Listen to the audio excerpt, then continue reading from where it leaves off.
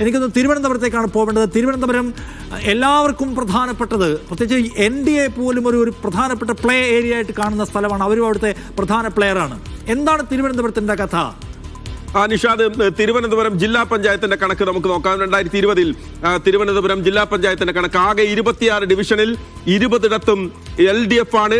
UDF 6 BJPക്ക് എവിടെയും വേരോട്ടമില്ല. ജില്ലാ പഞ്ചായത്ത് ഡിവിഷനുകളിൽ BJPക്ക് വേരോട്ടമില്ല.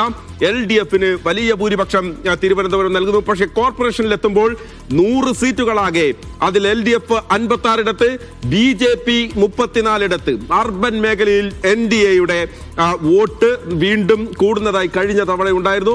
അത് ഒന്നുകൂടി ശരിവെക്കുന്നതാണ് 2020 നമ്മൾ കണ്ടത്.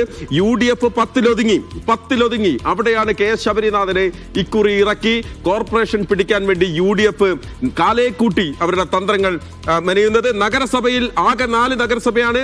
4ഇടത്തും LDF, 4ഇടത്തും തിരുവനന്തപുരം ജില്ലയിലെ നഗരസഭകളിൽ 4ഇടത്തും LDF. ആകെ 11 ബ്ലോക്ക് പഞ്ചായത്തുകളിൽ 10ഇടത്തും LDF, ഒരേ ഒരിടത്ത് മാത്രം UDFന്. അപ്പോൾ കൈ അകന്നു പോയ ജില്ലയാണ് തിരുവനന്തപുരം. അപ്പോൾ കൈപ്പത്തിക്ക് കുറെ കൂടി പ്രയത്നിക്കേണ്ടി വരും. 73 പഞ്ചായത്തുകളിൽ 53ഇടത്തും LDF, 16ഇടത്ത് UDF, 4ഇടത്ത് BJP. ഇതാണ് നിഷാദ് കണക്ക് തിരുവനന്തപുരം.